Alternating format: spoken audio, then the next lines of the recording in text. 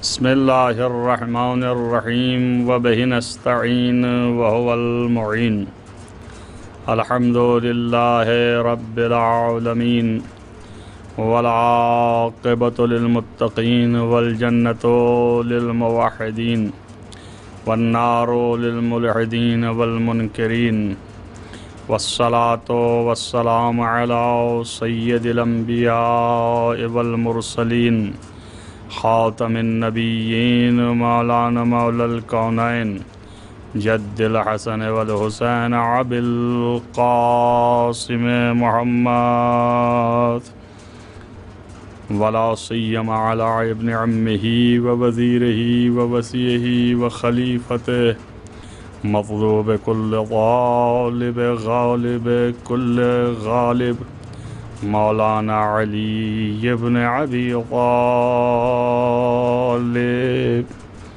وآلہ الطیبین الطاہرین المعصومین المظلومین الذین اذھب اللہ عنہم الرجس وطہرہم تطہیرا ولعنۃ اللہ علی اعدائہم اجمعین من یومنا ھذا الی قیام یوم الدین اما بعد فقد قال اللہ سبحانہ وتعالی فی کتابہ الحکیم بسم اللہ الرحمن الرحیم انما ولیکم اللہ ورسولہ والذین آمنوا الذین یقیمون الصلاة ویؤتون الزکاة وهم راکعون صلوات۔ عزیزان گرامی مرتبت، شب اول جسے چاند رات کہتے ہیں 1442 ہجری کا یہ محرم جو کرونا کے ساتھ پڑ گیا ہے، اور یہ کرونا وبا بیماری خدا اسے نیست و نابود کرے اور تمام دنیا کے انسانیت کی حفاظت فرمائے، خصوصاً مومنین کو اس سے نجات دلائے۔ اس مجلس کا سخن اور آغاز میں نے جس آیت کے ساتھ کیا ہے، اس آیت سے روشن ہے اور واضح ہے کہ میرے سخن کا موضوع کیا ہے۔ موضوع سخن ولایت اور آل عظمت آل محمد علیہم الصلاۃ ہے۔ اس لیے میں نے اس آیت کی تلاوت کی آپ کے سامنے، اور یہ ہماری آواز جہاں جہاں دنیا میں جا رہی ہے، سب سے یہ گزارش ہے، یہ شب جو شب اول ہے اور چاند رات ہے، اور یہ محرم جو کہ ہماری فطرت میں رچ بس گیا ہے، مظلوم کے غم منانے کے لیے، اس کی ابتدا میں ہم نے یہ چاہا ہے کہ گفتگو ہماری آگے بڑھے ولایت اور عظمت آل محمد علیہم الصلاۃ کے حوالے سے۔ تو میں نے آیت کی تلاوت کی کہ انما ولیکم اللہ ورسولہ، بے شک ولی اللہ ہے اور اس کا رسول، اور پھر اس کے بعد والذین آمنوا، وہ لوگ ولی ہیں جو ایماندار ہیں اور جنہوں نے نمازیں قائم کیں اور زکوٰۃ دیا ہے حالت رکوع میں۔ عزیزان محترم، اس موضوع کو مد نظر رکھتے ہوئے، چونکہ آج کی گفتگو بعنوان تعارف ہے، لہذا میں گفتگو مقدمے اور تمہید کی حد تک رہے گی، اس لیے پہلے یہ آشنا کرا دینا ضروری سمجھتا ہوں کہ بہت سی چیزوں کی معرفت کی ضرورت ہے۔ اس میں سب سے پہلی چیز جو ہے وہ ولایت ہے، اور ولایت کئی جہتوں سے تقسیم چاہتی ہے۔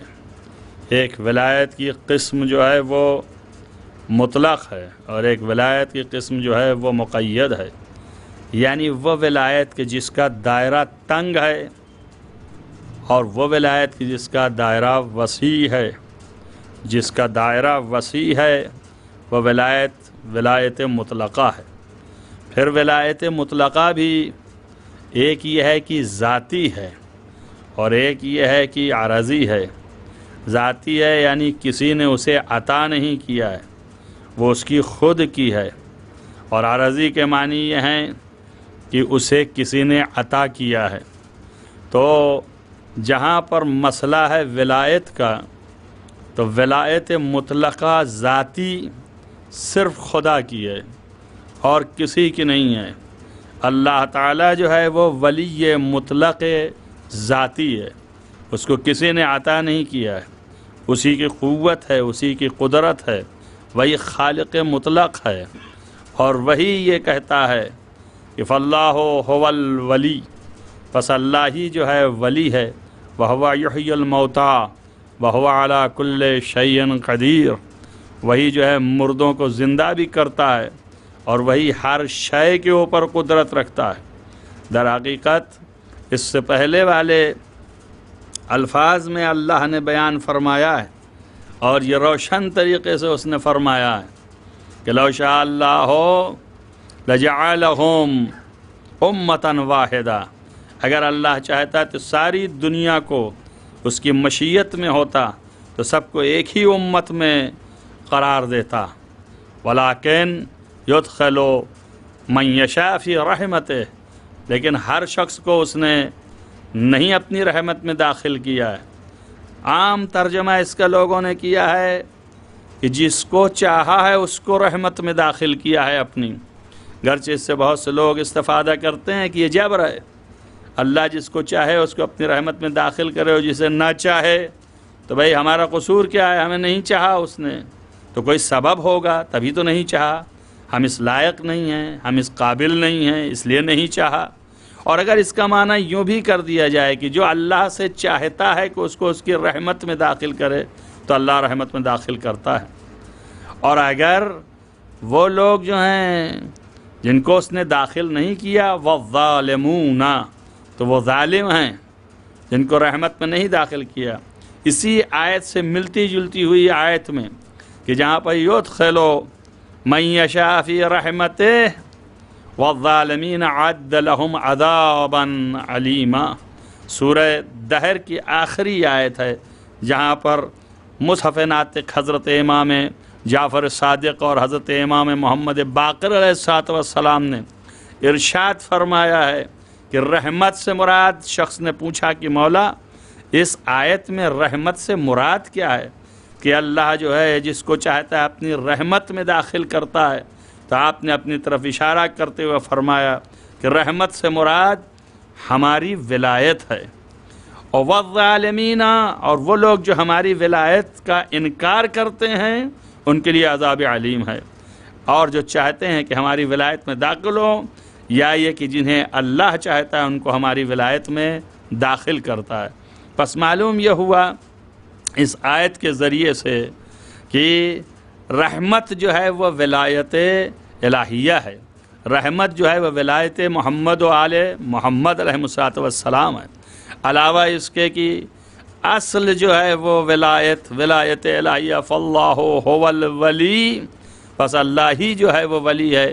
اس لیے کہ ہم اتخذوا من دونہ اولیاء، کیا ان لوگوں نے اللہ کے علاوہ کسی اور کو ولی بنا لیا ہے؟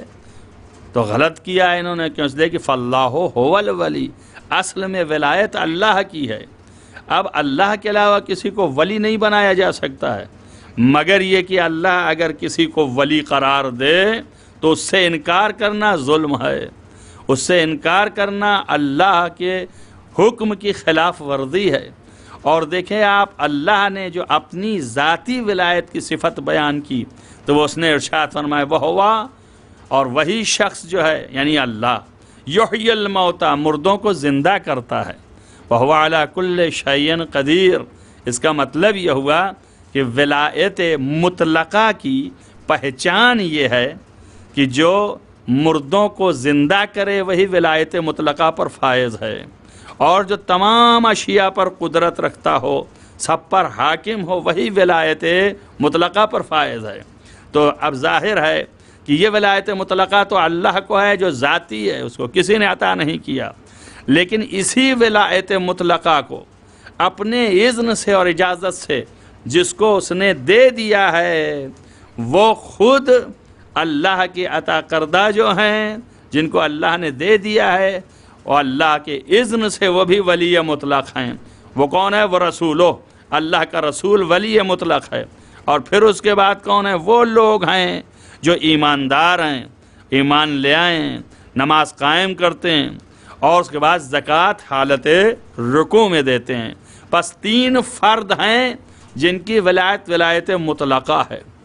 ایسے تو سارے انبیاء جو ہیں ولی ہیں، لیکن ان کی ولایت مطلقہ نہیں ہے، لہذا ان تینوں کی ولایت کے ماتحت سارے انبیاء کی ولایت ہے۔ سارے انبیاء ولی ہیں مگر ماتحت ہیں ان 3 کے، لیکن یہ جو ولایت ہے، یہ ولایت صرف اور صرف اللہ کی ولایت ذاتی ہے، اور ان 2 کی ولایت رسول اللہ کی ولایت اللہ کی عطا کردہ ہے، اور اس کے ساتھ اس کی کہ جس نے نماز قائم کی اور حالت رکوع میں زکوٰۃ دیا، اس کی ولایت بھی عطا کردہ الہی ہے۔ لہذا ولایت مطلقہ کے مالک یہ 3 فرد ہیں، 3 ہی ولایت مطلقہ کے مالک ہیں، اور 3 ہی کی اطاعت ہے۔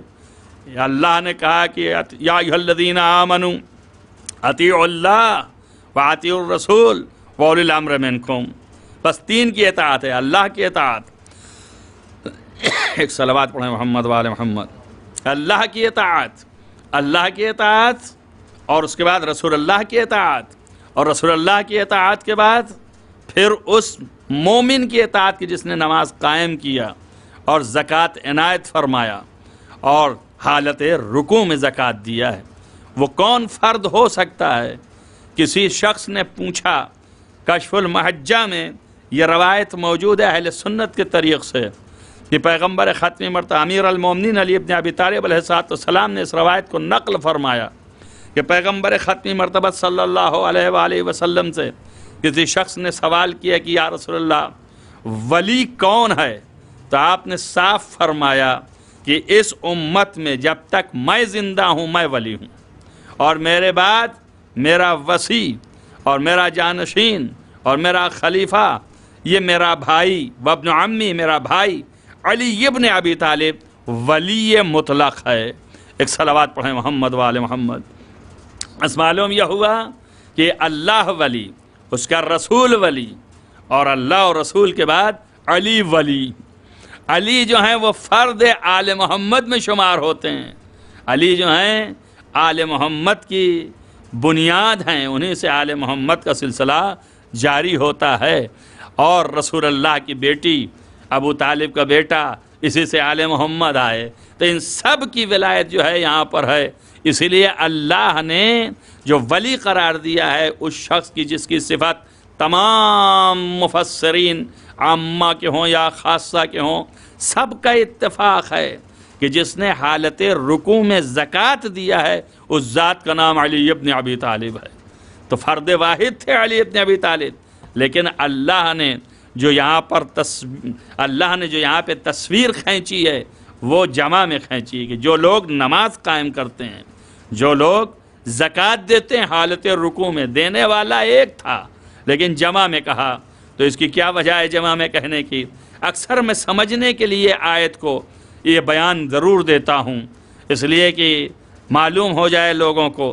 دیکھیے اس طرح سے سمجھیے کہ جب آیت نازل ہونی ہوئی آیت تطہیر، تو آیت تطہیر کے نزول سے پہلے حضرت جبریل نے سوال کیا، جب اللہ نے حکم دیا کہ جاؤ اور یہ آیت لے جا کر کے سناؤ، چادر کے اندر جب پیغمبر نے سب کو جمع کیا تو اس آیت کو سنانے کے لیے جبریل نے کہا کون ہے اس کے نیچے؟ تو اللہ نے کہا ہم فاطمہ، تو فاطمہ ہیں، اور یہ فاطمہ ہم فاطمہ تو و ابوہا و بعلہا و بنوہا، یہ فاطمہ ہیں اور ان کے باپ ہیں اور ان کے شوہر ہیں اور ان کے بنوہا اور ان کے بیٹے ہیں۔ درالے کے 2 بیٹے تھے، لیکن بیٹے ہیں، جمع میں کہا اللہ نے، بنون عربی میں جمع ہے، تو معلوم ہوا کہ کئی بیٹے، درحالے کہ وہاں کئی بیٹے نہیں تھے۔ تو علماء نے بتایا بات اصل یہ ہے کہ 2 میں سے دوسرا بیٹا جو تھا حسین، ان کی پیشانی پہ 9 نور اور ذوفغن تھے۔ اسی طریقے سے علی جب رکوع میں آپ زکوٰۃ دے رہے تھے تو تنہا علی نہیں تھے، 11 اماموں کے انوار اور ذوفغن تھے، لہذا وہ زکوٰۃ دیا، اس لیے جمع میں آیا۔ ایک صلوات پڑھیں محمد وآل محمد۔ ظاہر ہے کہ ایسی صورت میں ملاحظہ کریں آپ تو اس بات کو آپ کے سامنے واضح اور روشن طریقے سے بیان کیا جا سکتا ہے کہ یہ آل محمد علیہ السلام کے مصداق میں یہ آیت نازل ہوئی ہے۔ اور یہ ولایت مطلقہ، تو اصل بات یہ کہہ رہا تھا کہ جب ولایت مطلقہ کہ جس کا مالک خدا ہے اور اس نے اپنے اذن سے پیغمبر کو عطا فرمایا اور اس کے بعد پھر علی کی ذات کو عطا فرمایا، تو یہ ولایت مطلقہ جب دیا تو اب سارے ولایت رکھنے والے جو مختصر ولایت رکھتے ہیں، محدود ولایت رکھتے ہیں، وہ سب ولایت مطلقہ کے ماتحت ہو گئے۔ لہذا سارے انبیاء جو اولیاء ہیں وہ سب ماتحت پیغمبر ختمی مرتبت ہیں۔ اسی وجہ سے پیغمبر ختمی مرتبت جب عرش پر معراج میں گئے تو سارے انبیاء کی امامت فرمائی، سارے انبیاء ماموم ہوئے، پیغمبر امام ہوئے۔ اور اسی طریقے سے پیغمبر ختمی مرتبت کے لیے یہ ارشاد ہے خود آپ کا کہ کنت نبیًا کان الآدم بین الماء والطین، میں اس وقت بھی نبی تھا اور آدم جو ہیں وہ آب و گل کے درمیان تھے۔ بس وہ نبی تھے اور یہ نبی الانبیاء تھے، سارے انبیاء آپ کے امت کی طرح ہیں، لہذا انبیاء بھی ولایت مطلقہ کے ماتحت آ گئے۔ اور یہ انبیاء جتنے تھے وہ سارے اولیاء ہیں، مگر یہ اولیاء ولایت مطلقہ کے ماتحت ہیں۔ حتیٰ یہ بھی کہ وہ لوگ بھی اس میں ہیں ولایت مطلقہ کے ماتحت جن کے لیے قرآن نے کہا ہے فل مدبرات امرن، تو وہاں تمام عامہ نے مل کے کہا کہ اس سے مراد جو ہیں وہ ملائکہ ہیں کہ جو کائنات میں خدا کی خدائی کا چرخہ حکم خدا سے چلا رہے ہیں۔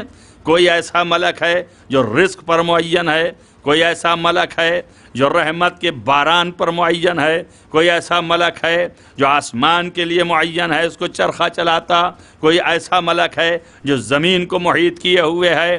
تو یہ سارے جتنے بھی ملائک ہیں یہ سارے اللہ کے امر کو چلانے والے ہیں۔ فالمدبرات امرن، یعنی امر خدا جو ان کے درمیان ہے دنیا کا، اس کو چلانے والے مدبرات، اس کی سیاست کرنے والے، اس کو چلانے والے، یہ سب ولایت رکھتے ہیں، ولی خدا ہیں، لیکن ان کی ولایت مطلقہ کے تحت ہے، کیوں؟ اس لیے کہ یہ امر کے مدبر ہیں اور ان کے اوپر جو ہے وہ اولی الامر ہے، اور اللہ نے حکم دیا ہے کہ اولی الامر کی اطاعت کرو، تو یہ ملائکہ بھی مطیع ہیں۔ شاید یہی وجہ ہے کہ اولی الامر کو پہچانتے تھے، لہذا کبھی حسین کا جھولا جھلایا، کبھی حسن کا اپنے آغوش میں لیا، کبھی ان کے ساتھ آئے رونے پہ لوری سنایا، کبھی سیدہ کی چکی چلائی۔ تو معلوم یہ ہوتا ہے کہ یہ سارے اولی الامر مان رہے تھے اور جان رہے تھے۔ ایک صلوات پڑھیں محمد وآل محمد۔ ظاہر ہے کہ اس بیان سے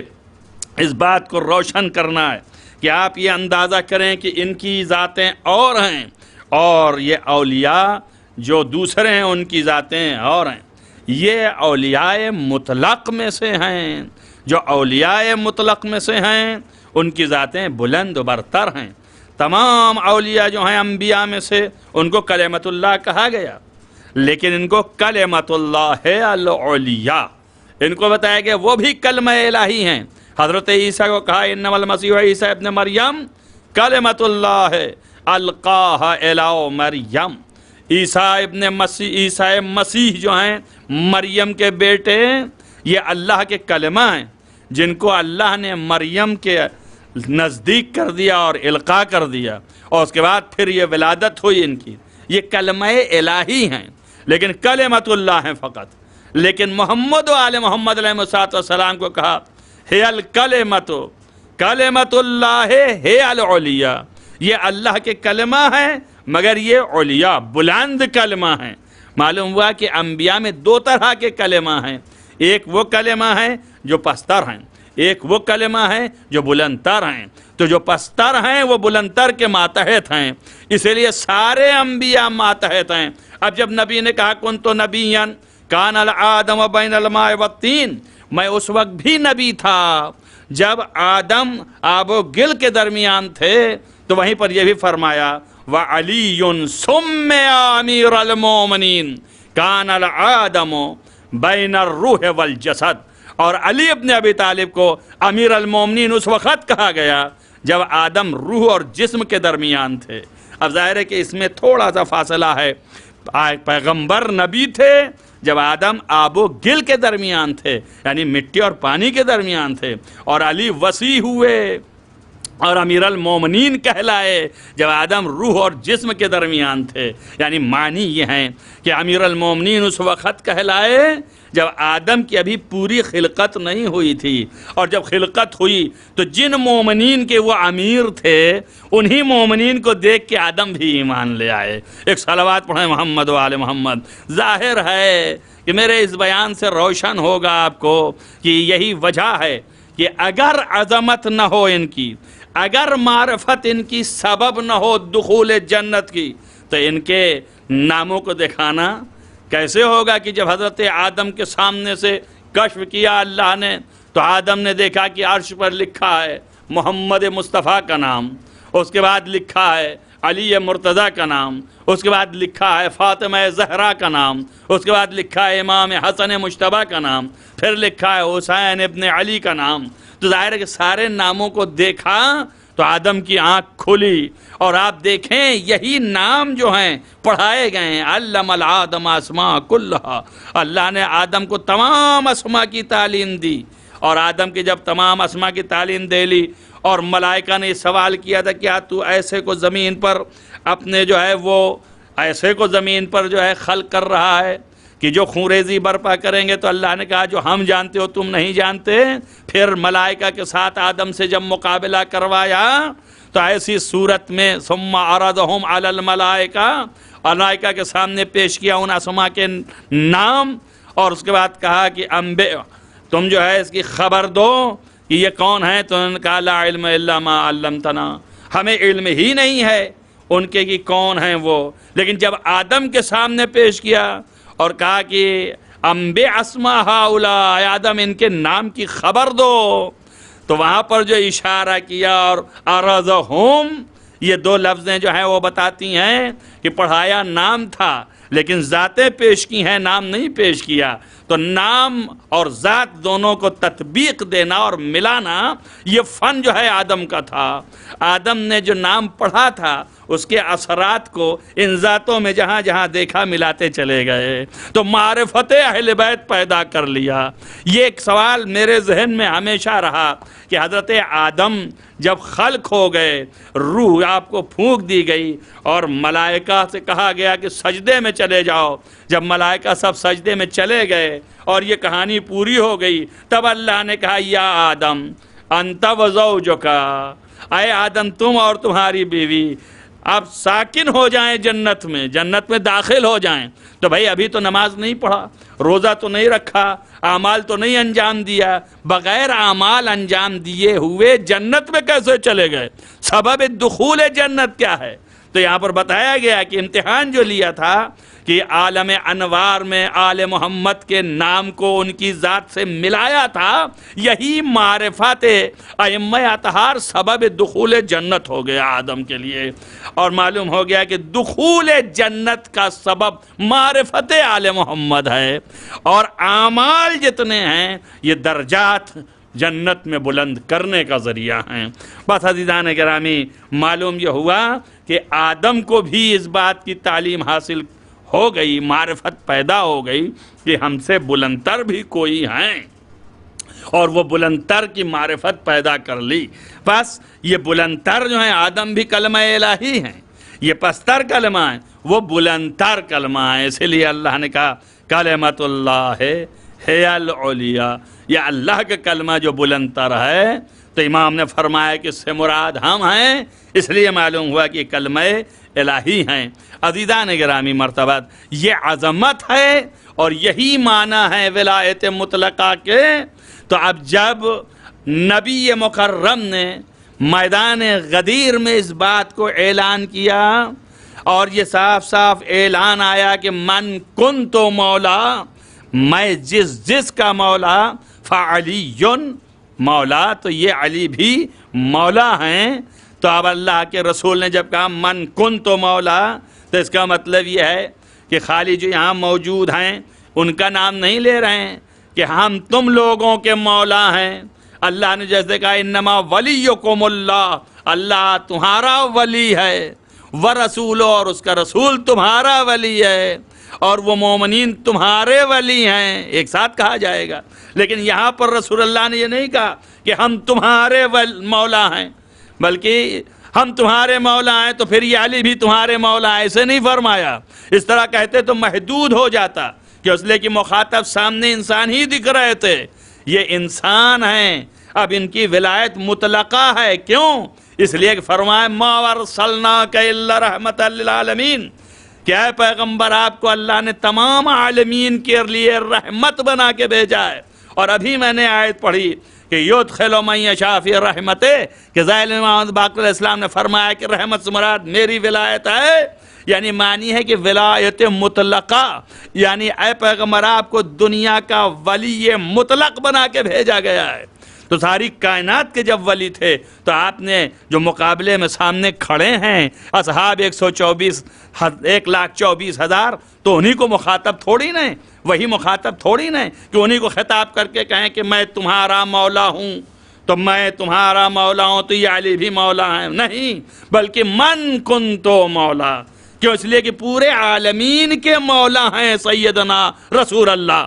جب پورے عالمین کے مولا ہیں تو آپ نے کہہ دیا کہ میں جس کا مولا ہوں، چاہے وہ انبیاء میں سے ہو، چاہے وہ اولیاء میں سے ہو، چاہے وہ اصفیاء میں سے ہو، چاہے وہ ملائک میں سے ہو، چاہے وہ انس میں سے ہو، چاہے وہ جن میں سے ہو، چاہے چرند سے ہو، چاہے پرند سے ہو، دنیا کے ہر ذرہ کا میں مولا ہوں، اور جس کا میں مولا ہوں اس کا یہ علی مولا ہے۔ تو اب میں یہ کہہ سکتا ہوں کہ علی کی مولائیت یہ نہ دیکھیے کہ ابو ذر کے مولا ہیں، سلمان کے مولا ہیں، عمار کے مولا ہیں، بلکہ اس وقت غدیر میں جو اعلان رسول اللہ کر رہے ہیں تو وہ کہتے جا رہے ہیں کہ ہم آدم کے بھی مولا ہیں، ہم نوح کے بھی مولا ہیں، ہم موسیٰ کے بھی مولا ہیں، ہم عیسیٰ کے بھی مولا ہیں، لہذا جن کے ہم مولا اس کے یہ علی مولا، لہذا آدم کے بھی مولا، نوح کے بھی مولا، موسیٰ کے بھی مولا، عیسیٰ کے مولا۔ اور شاید یہی وجہ ہے کہ آدم نے بھی پکارا علی کو، نوح نے بھی پکارا کشتی جب ڈگمگانے لگی تو علی کو، موسیٰ نے بھی پکارا جب دربار فرعون میں مصیبت آئی تو علی کو، اور عیسیٰ نے بھی پکارا جب یہودیوں نے گھیر کے ان کو قتل کرنا چاہا تو علی کو، اور محمد مصطفیٰ نے تو گام گام پہ پکارا، کبھی خیبر میں پکارا، کبھی خندق میں پکارا، کبھی شب ہجرت بستر پر لٹایا صلوات پڑھیں محمد و آل محمد۔ یہ ولایت مطلقہ ہے کہ سارے انبیاء کی مدد بھی آپ نے فرمائی اور سارے انبیاء کے ساتھ، اسی لیے پیغمبر ختمی مرتبت صلی اللہ علیہ وآلہ وسلم نے علامہ جزائری نعمت اللہ جزائری نے اپنی کتاب میں لکھا کہ پیغمبر نے فرمایا کہ یا علی، آپ تمام انبیاء کے ساتھ چھپے چھپے رہے اور میرے ساتھ کھلے کھلے رہے۔ ابتدائی سے اللہ نے ساتھ کر دیا۔ اللہ کو افتخار ہے کہ ہر جگہ علی کو لے آیا اور پھر افتخار بھی کیا، یہ میرا بندہ ہے، اس کے ذریعے سے فتح عام ہے۔ تو الغرض یہ ہے کہ یہ اس طرح کا ہے کہ ہر معرکے میں، ہر میدان میں، ہر جگہ علی کو غلبہ ہی رہا ہے۔ تو عزیزو، چونکہ جب غلبہ ہوتا چلا جائے، معجزہ ہے یہ ایک طریقے سے، ہر جگہ غالب رہے ہیں علی، کبھی مغلوب نہیں ہوئے، تو ظاہر ہے کہ جس طریقے سے میں دو چار جملے اس طرح کے کہ آپ کی ذہنیت ادھر سمٹ آئے، یہ تمہیدی گفتگو ہے کہ جس سے یہ واضح ہو جائے کہ ولایت مطلقہ کے معنی کیا ہیں اور یہ ولایت مطلقہ پر فائز کون کون سے لوگ ہیں، اور ظاہر ہے کہ اسی سے عظمت میں بلندی ہے۔ ظاہر ہے ہر ایک کو تو نہیں بنایا، میں نے اسی لیے لا کے آپ کے سامنے رکھا کہ انبیاء بھی اولیاء ہیں، اور وہاں یہ بھی ہے کہ الا ان اولیاء اللہ لا یحزنون، الا ان اولیاء اللہ لا خوف علیہم ولا هم یحزنون۔ اولیاء خدا وہ ہیں کہ جن کے اوپر نہ خوف ہے اور نہ حزن طاری ہوتا ہے، یعنی روتے نہیں ہیں، وہ حزن طاری نہیں، حزن مانے رونا، خوف نہیں کھاتے جان جانے کا۔ لہذا ولی خدا کی پہچان یہ ہے، چھوٹے سے ولی کی یہ پہچان ہے کہ خوف نہ کھائے اور حزن طاری نہ ہو، یعنی خوف جان جانے کو ہو، گریہ کرنے لگے، یہ حزن ہے۔ اب آپ دیکھیے، حزن اگر طاری ہو گیا تو ولی نہیں ہے، خوف اگر کھا گیا تو ولی نہیں ہے۔ اب اگر قرآن میں کسی کو یہ کہا جائے وَلَا تَحْزَنْ إِنَّ اللَّهَ مَعَنَا، تو حزن طاری نہ کر اپنے اوپر، اللہ تو میرے ساتھ ہی ہے، تو اس کا مطلب یہ ہے کہ جس شخص کو یہ ڈانٹ پلائی گئی ہے وہ ولی خدا میں سے نہیں ہے۔ بندے خدا تو ہو سکتا ہے لیکن ولی خدا نہیں ہو سکتا۔ ایک صلوات پڑھیں محمد و آل محمد۔ ظاہر ہے کہ عزیزان گرامی، اس سے یہ بھی آزاد طریقے سے بات محسوس ہو گئی کہ ولایت کی پہچان ولایت مطلقہ کی میں سرخیاں بیان کر رہا ہوں۔ ایک یہ بھی ہے کہ وہ مردے کو زندہ کرتا ہے، وہ ہر شے پر قدرت رکھتا ہے، کہ انشاءاللہ یہ سارے بیانات آئیں گے۔ لہو مقالید السماوات والارض، وہی ہے ذات جو ولی مطلق ہے، اسی کے لیے تمام آسمانوں کی چابیاں اس کے ہاتھ میں ہیں اور زمین کی چابیاں اس کے ہاتھ میں ہے، جو چاہے وہ کرے، ہر چیز پر قابض ہے، کوئی اس کے مقابل آ نہیں سکتا ہے۔ یا دوسری جگہ ہے لہو ما فی السماوات والارض وہو العلی العظیم، یعنی ساری چیزیں جو زمین اور آسمانوں میں ہے سب اللہ جو ولی مطلق ہے اس کی ید قدرت میں ہے، اور وہی علی عظیم ہے۔ تو ایک پہچان یہ بھی ہو گئی کہ جو بھی ولی مطلق ہے وہ علی عظیم ہے۔ اب پتہ نہیں خدا کو کیا تھا کہ محمد کا نام تو محمد رکھا، کہا اپنے نام سے مشتق کیا ہے محمود سے، لیکن علی کا نام جو مشتق کیا تو پورا اپنا نام دے دیا، علی، وہ بھی علی، یہ بھی، وہ بھی علی عظیم، یہ بھی علی عظیم۔ یہ اتنا عظیم ہے کہ کبھی بھی پست نہیں رہا۔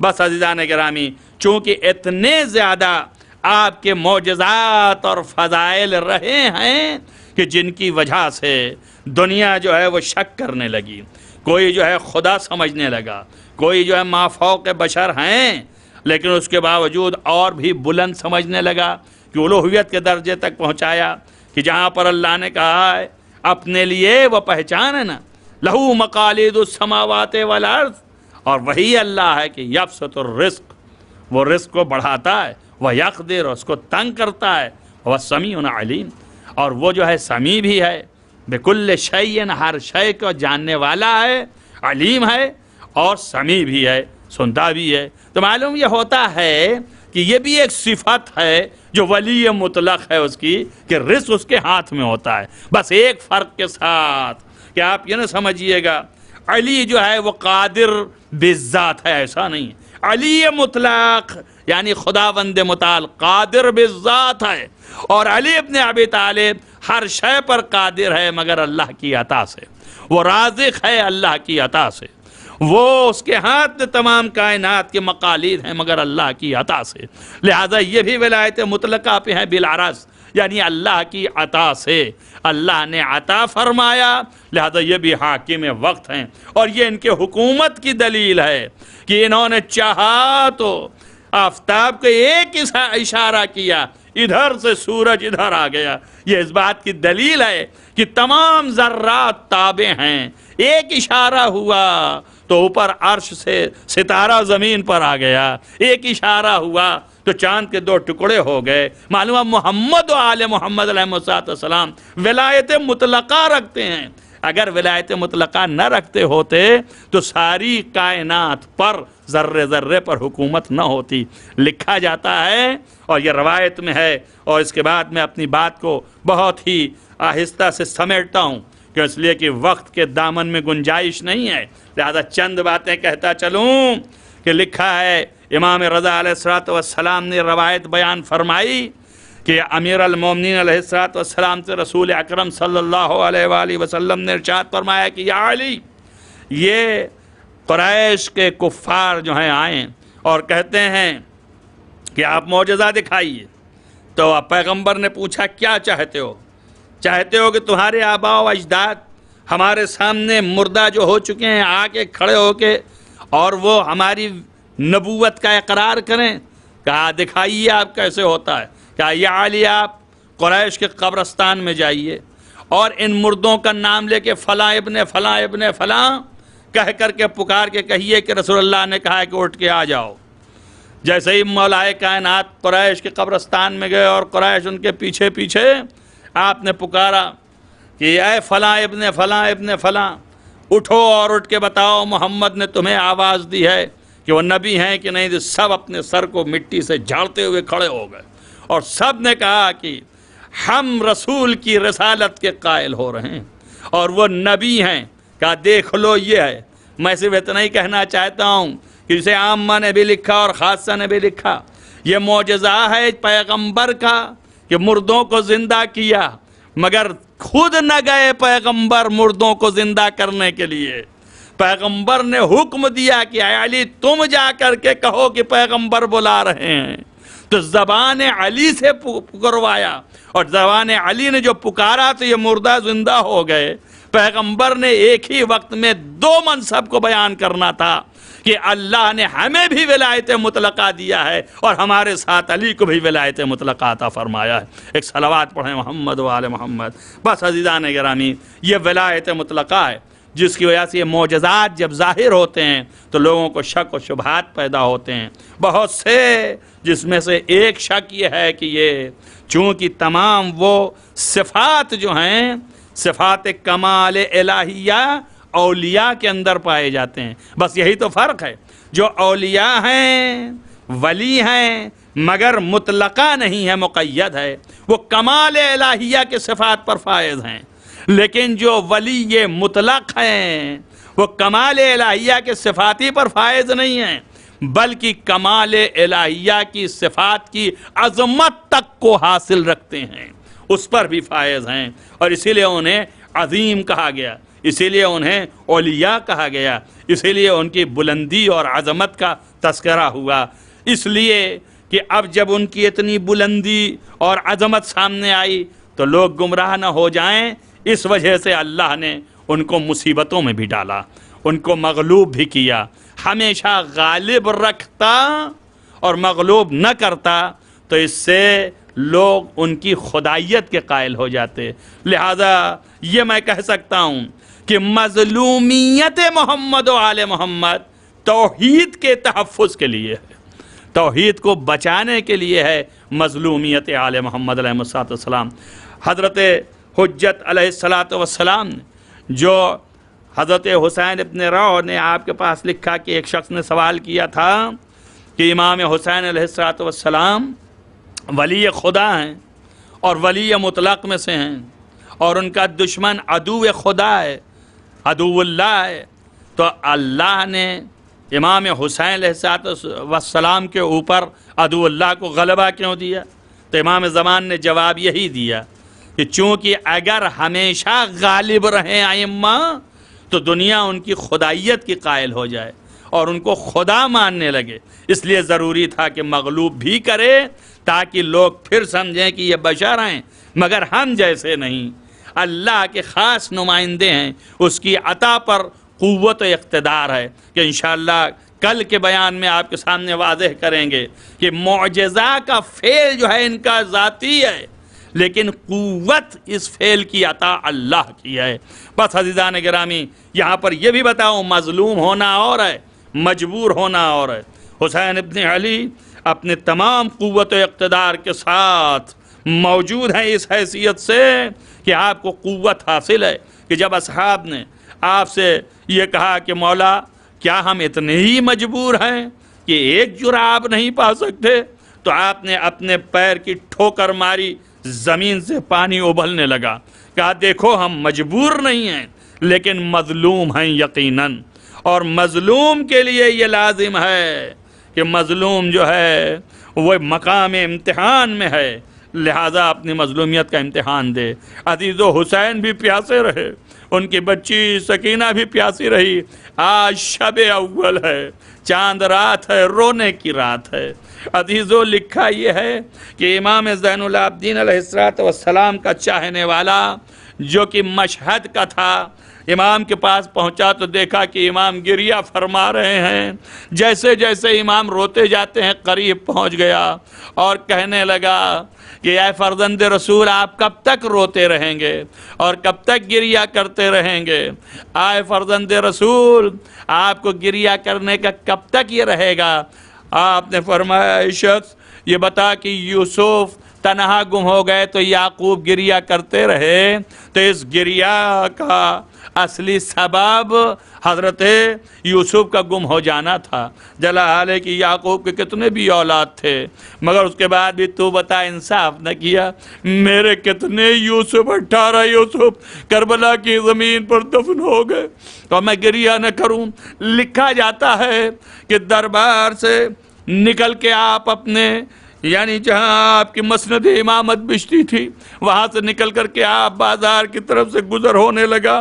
جیسے ہی آپ بازار کی طرف جانے لگے، ایک مرتبہ ایک چیخ مارا اور بے ہوش ہو گئے۔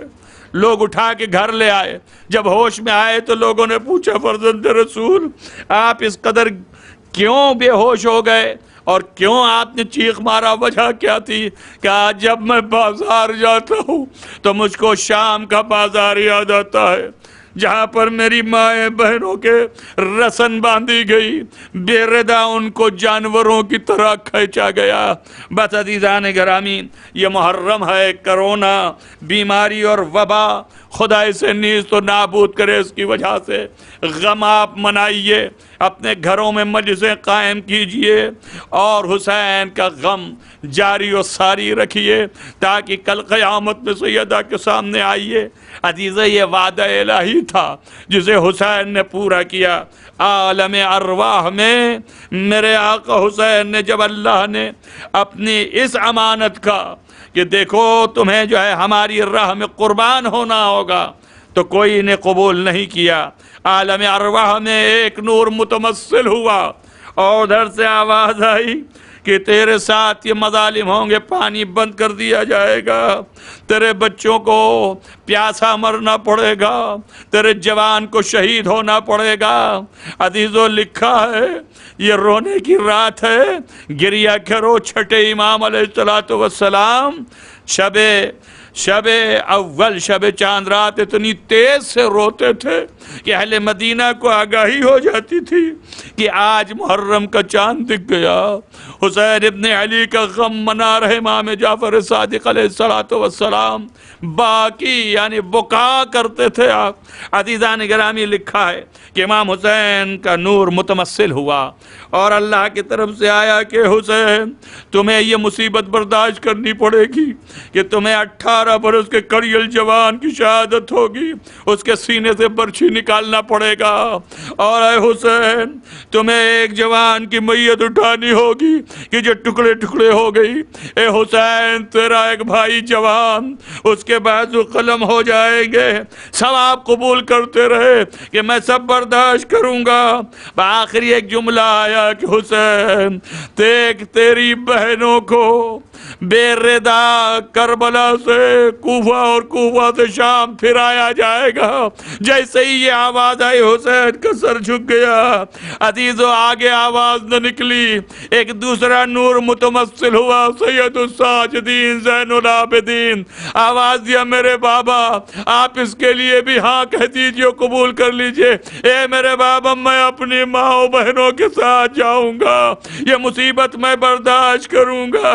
عزیزو، بعد از کربلا اتنی مصیبت کہ بچوں کو رونے نہ دیا گیا۔ آج کی شب وہ شب ہے، زینب کو رونے نہ دیا گیا، جب زینب اپنے بھائی کے چہرے کو دیکھ کے رونے لگے تو ظالمین تادیانے مارتے تھے۔ عزیزو، بیٹی کو رونے نہ دیا گیا۔